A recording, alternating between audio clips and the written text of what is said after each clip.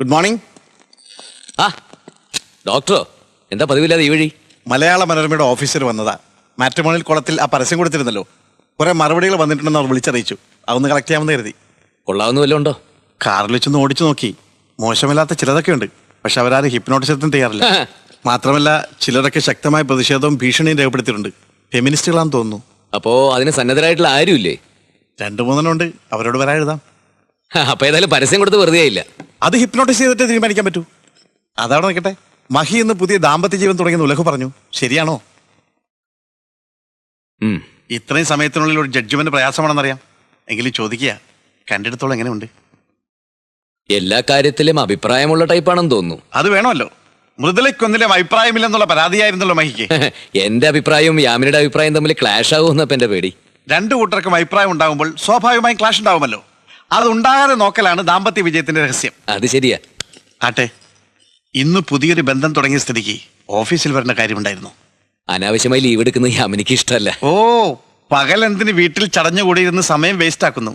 രാത്രിയിലല്ലേ first night.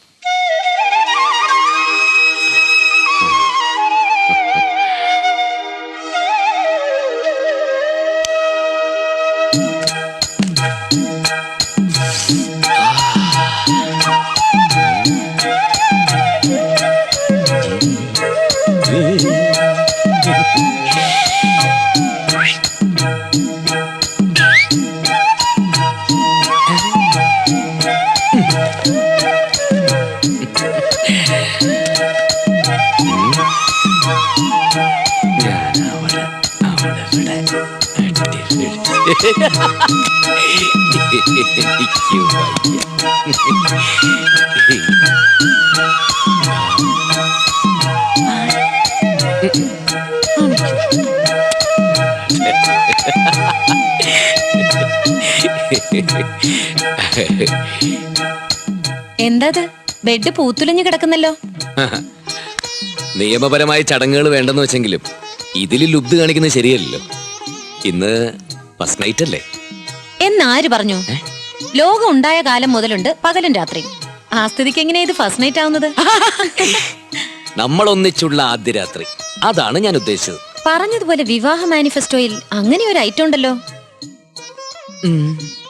അതെ, അത് നമുക്ക് 3 മാസം കഴിഞ്ഞിട്ട് ആലോചിക്കാം. പ്രൊബേഷനിൽ ഇതും പെടും. അല്ല, നമ്മൾ ഒന്നിച്ച് ഒരു മുറി കഴിയുമ്പോ അതെങ്ങനാ? മോഹങ്ങൾക്ക് കടിഞ്ഞാനിടാൻ പ്രയാസമാണെന്ന് എനിക്കറിയാം. അതുകൊണ്ട് മഹേഷിന് വേണ്ടി അപ്പുറത്തെ മുറി ഞാൻ ശരിയാക്കിയിട്ടുണ്ട്. ഉറക്കം വരുന്നെങ്കിൽ ചെന്ന് കിടന്നോളൂ. അല്ല, വരൂ. You are correct. ഈ വീട്ടിൽ 3 ബെഡ്റൂം ഉള്ളപ്പോ എല്ലാരും കൂടി എന്തിനാ ഒരു മുറി കിടക്കുന്നല്ലേ? അതെ. അയ്യേ.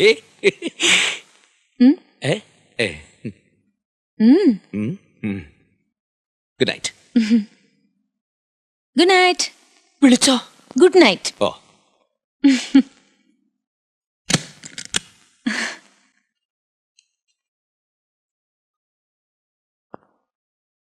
അമ്മച്ചി, അടുത്ത വെള്ളിയാഴ്ചത്തെ കാർക്കും കൂപ്പൺ കൊടുക്കണ്ട. അതെന്താ? അന്ന് നിനക്ക് എവിടെങ്കിലും പോണോ? ഹിപ്നോട്ടിസത്തിന് സന്നദ്ധരായിട്ടുള്ള പെൺകുട്ടികൾ അന്നാണ് വരുന്നത്. എന്റെ കർത്താവേ, ആ കൂട്ടത്തിൽ കളങ്കപ്പെട്ടിട്ടില്ലാത്ത ഒരു പെണ്ണെങ്കിലും ഉണ്ടാവണേ. ഇതാ, ഇങ്ങോട്ട് നോക്കൂ. ചുറ്റും നടക്കുന്ന ഒന്നിനെപ്പറ്റിയും നിങ്ങൾ ശ്രദ്ധിക്കരുത്. എന്റെ കയ്യിലിരിക്കുന്ന ഈ വസ്തുവിൽ മാത്രം ശ്രദ്ധിക്കുക. മറ്റൊന്നും ചിന്തിക്കരുത്. ഈ നാണയത്തിൽ മാത്രം. അവയവങ്ങൾ അയച്ചിടൂ. ഇതാ, നിങ്ങളുടെ കാലുകൾക്ക് ഭാരം അനുഭവപ്പെടുന്നു. നിങ്ങളുടെ കണ്ണുകൾ അടഞ്ഞു വരുന്നു. നിങ്ങൾക്കുറക്കം വരുന്നു. നിങ്ങളുടെ കണ്ണുകളിൽ നിദ്ര എത്തിക്കഴിഞ്ഞു. നിങ്ങൾ ഉറങ്ങിയിരിക്കുന്നു. സുഖകരമായ ഉറക്കം. ഗാഢനിദ്രയിലേക്ക് നിങ്ങൾ വഴുതി വീണിരിക്കുന്നു. ഉറങ്ങൂ, ഉറങ്ങൂ, ഉറങ്ങൂ. അവൾക്ക് പല ആലോചനകളും വന്നതാ. ഒന്നേതാണ്ട് ഉറച്ചതുവാ. പിന്നെന്താ അത് നടക്കാഞ്ഞത്? മനസമ്മതത്തിന്റെ 4 ദിവസം മുമ്പല്ലേ ചെറുക്കന്റെ തനി സ്വഭാവം ഞങ്ങൾ അറിഞ്ഞത്. അവൻ പഴയായിരുന്നു. എന്നാലും കാര്യത്തോടടുത്ത സ്ഥിതിക്ക് നടത്തിയ കൊള്ളാന്ന് ഞങ്ങൾക്കുണ്ടായിരുന്നു. പക്ഷേ മേരിക്ക് ഒറ്റ വാശി. കണ്ടേടം നിരങ്ങിയ ചെറുക്കനെ അവക്ക് വേണ്ടാന്ന്. അങ്ങനെ അത് നടക്കാതെ പോയത്. ഈ ആലോചന പത്രത്തിൽ കണ്ടതും മറുപടി അയച്ചതും ഒക്കെ അവളാ. ഉറപ്പിക്കുന്നതിന് മുമ്പ് എന്തോ ഹിപ്പോപ്പൊട്ടോമിസം വേണോന്ന് അവള് പറയുന്നത് കേട്ടു. അതെന്താന്ന് ഞങ്ങക്ക് മനസ്സിലായിട്ടില്ല. എന്താ അത്? അത് അത് ഒരു തരം മാനസിക ചികിത്സയാ. അതാ അകത്ത് നടക്കുന്നത്. ഉണരൂ, ഉണരൂ, അകലേക്ക് പോകൂ. നിങ്ങളിപ്പോൾ നിങ്ങളുടെ ഹൈസ്കൂൾ ഘട്ടത്തിലാണ്. അവിടെ ആരെയാണ് നിങ്ങൾ പ്രേമിച്ചത്? ആരോടാണ് നിങ്ങൾക്ക് കൂടുതൽ ഇഷ്ടം തോന്നിയത്? ഇല്ല, ആരുമില്ല. എന്നാൽ നമുക്ക് കോളേജിലേക്ക് പോവാം. അവിടെ ആരെയായിരുന്നു നിനക്കിഷ്ടം? പലരും എന്റെ പിന്നാലെ നടന്നെങ്കിലും ആരെ ഇഷ്ടപ്പെടാൻ എനിക്ക് കഴിഞ്ഞില്ല. ആ ലൈഫ് ഒരു പീഡനമായി തോന്നിയുകൊണ്ടാണ് പ്രീ ഡിഗ്രിയോടെ ഞാൻ പഠിത്തം അവസാനിപ്പിച്ചത്. എങ്കിൽ സ്കൂളും കോളേജും വിട്ട് നമുക്ക് നാട്ടിലേക്ക് പോകാം.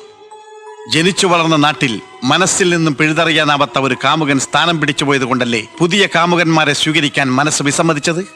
എന്റെ മനസ്സിനെ സ്വാധീനിക്കാൻ പറ്റിയ ഒരു കോന്തമാരും ആ നാട്ടിലില്ലായിരുന്നു. അപ്പോൾ മനസ്സുകൊണ്ടും ശരീരം കൊണ്ടും ഒരു പുരുഷനും ഇതുവരെ നിങ്ങളെ സ്പർശിച്ചിട്ടില്ലെന്നാണോ പറയുന്നത്? അതെ, ആരും എന്നെ തൊട്ടിട്ടില്ല. ഞാനും ആരെയും തൊട്ടിട്ടില്ല. ഇനി എന്താണ് അറിയേണ്ടത്? ചോദിക്കൂ. ഇല്ല, ഒന്നുമില്ല. Fully satisfied. മേരിക്കിന് ധൈര്യമായി എണീക്കാം. വൈകണ്ട, ആ ഡോറ് വാ. ആ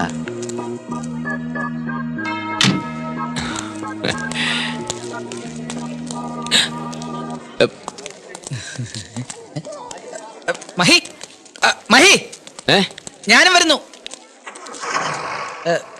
ഇല്ലേ വേണ്ട, ഞാൻ വേറെ ഏതെങ്കിലും വണ്ടി വന്നോളാം. ഔസേപ്പച്ചാ, നിന്നേ. ഹാ, ഹേയ്, ഞാൻ കൂടെ വന്നോട്ടെ. എടാ, നീങ്ങിരി. നീങ്ങിയിരുന്ന ഡ്രൈവ് ചെയ്യുന്ന എങ്ങനെ?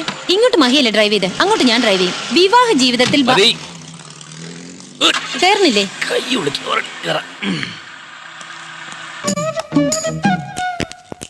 കാത്തിരുന്ന് മുഷിഞ്ഞോ? ഹേയ്, ഭർത്താവിന് വേണ്ടി കാത്തിരിക്കാൻ വിധിക്കപ്പെട്ടവളല്ലേ സ്ത്രീ. ആ കാത്തിരിപ്പ് ആദ്യ രാത്രി തന്നെ തുടങ്ങാൻ കഴിഞ്ഞതിൽ എനിക്ക് സന്തോഷമേ ഉള്ളൂ. വിവാഹവും മരണമൊന്നും പേഷ്യൻസിനൊരു പ്രശ്നമല്ല. എന്നത്തേക്കാൾ തിരക്കായിരുന്നു. അയ്യോ, അപ്പൊ ഞാൻ കാലുകുത്തിയ ദിവസം മോശമായില്ലല്ലോ. ഉടയമ്പുരാനെ ആശ്വാസമായി. ലൈറ്റ് മാരേജ് ആണെങ്കിൽ എന്താ, ഐശ്വര്യമുള്ളൊരു പെണ്ണിനെ തന്നെ കിട്ടിയല്ലോ. അതിന് കർത്താവിനോട് സ്തുതി പറയുക തന്നെ വേണം. ലൈറ്റ് അങ്ങ് ഓഫ് ചെയ്യാം. ബെഡ് ലാമ്പ് കിടക്കട്ടെ അല്ലേ?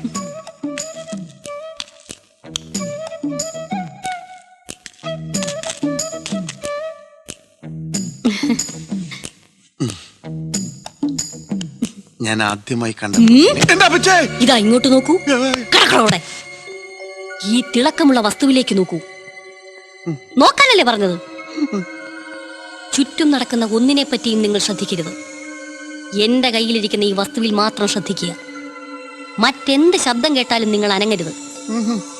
കണ്ണുകൾ ഇങ്ങോട്ട് തന്നെ ആയിരിക്കണം. കയ്യും കാലും അയച്ചിടൂ. നിങ്ങളുടെ കണ്ണുകൾ അടഞ്ഞു വരുന്നു. നിങ്ങൾക്ക് ഉറക്കം വരുന്നു. അല്പസമയത്തിനുള്ളിൽ നിങ്ങൾ ഉറങ്ങും. സുഖകരമായ നിദ്രയിലേക്ക് നിങ്ങൾ വഴുതി വീഴുകയാണ്. ഇതാ നിദ്ര എത്തിക്കഴിഞ്ഞു. ഉറങ്ങൂ, ഉറങ്ങൂ, ഉറങ്ങൂ. ഡോക്ടർക്ക് ഇനി എണീക്കാം. എണീക്കടോ. നിങ്ങളുടെ ഉപബോധ മനസ്സിൽ ഒളിപ്പിച്ചു വെച്ചിരുന്ന രഹസ്യങ്ങൾ മുഴുവൻ എനിക്ക് കിട്ടിക്കഴിഞ്ഞു. അപ്പോ നിങ്ങൾ പണക്കാരികളായ 3 പെൺകുട്ടികളെയും സ്വന്തം വീട്ടിലെ ദരിദ്രവാസിയായ ഒരു ജോലിക്കാരിയും പ്രേമിച്ചിരുന്നല്ലേ? അതെ, അതങ്ങനെ സംഭവിച്ചു പോയി. പക്ഷെ അവരൊക്കെ എന്നെ ആത്മാർത്ഥമായിട്ട് വഞ്ചിച്ചു. സ്വന്തം തെറ്റുകൾ ബോധപൂർവം മറച്ചു വെച്ചിട്ടാണ് ഹിപ്നോട്ടൈസ് ചെയ്ത് കളങ്കപ്പെട്ടിട്ടില്ലാത്തൊരു പെൺകുട്ടിയെ വിവാഹം കഴിക്കും നിങ്ങൾ വാശി പിടിച്ചത്. വിവാഹം കഴിച്ച പുരുഷനോട് സത്യം മറച്ചു വെക്കുന്നത് ഭാരത സ്ത്രീയുടെ ഭാവശുദ്ധിക്ക് ചേരാത്തതായതുകൊണ്ട് ഒരു കാര്യം ആദ്യരാത്രിയിൽ തന്നെ തുറന്നു പറയാൻ ഞാൻ ആഗ്രഹിക്കുകയാണ്. ഞാൻ 5 പേരെ പ്രേമിച്ചിട്ടുണ്ട്. SSLCക്ക് 2, പ്രീ ഡിഗ്രിക്ക് 2, നാട്ടിലൊന്ന്. ഒരു ക്രിസ്ത്യാനി, ഒരു മുസ്ലിം, 3 ഹിന്ദുക്കളും. അതിൽ 2 പേര് എന്നെ വഞ്ചിച്ചു, 3 പേരെ ഞാനും അങ്ങ് വഞ്ചിച്ചു. പിന്നെ ആരെയും പ്രേമിച്ചിട്ടില്ലെന്ന് ഹിപ്നോട്ടിസത്തിൽ പറഞ്ഞതോ? പച്ചക്കള്ളം. സൈക്കോളജിസ്റ്റ് ഒന്നും ആയില്ലെങ്കിലും കറസ്പോണ്ടൻസ് കോഴ്സിൽ ഹിപ്നോട്ടിസം പഠിച്ചവളാ ഞാൻ. എങ്കിലും ഒരു സൈക്യാട്രിസ്റ്റിനെ ഹിപ്നോട്ടൈസ് ചെയ്ത് കീഴ്പ്പെടുത്താൻ പറ്റുമെന്ന് ഞാൻ ഒരിക്കലും കരുതിയിരുന്നില്ല. നിങ്ങൾ വെറും ദുർബല ഹൃദയനാണെന്ന് എനിക്ക് ആദ്യമേ ബോധ്യമായി. ലൈറ്റ് കെടുത്തട്ടെ.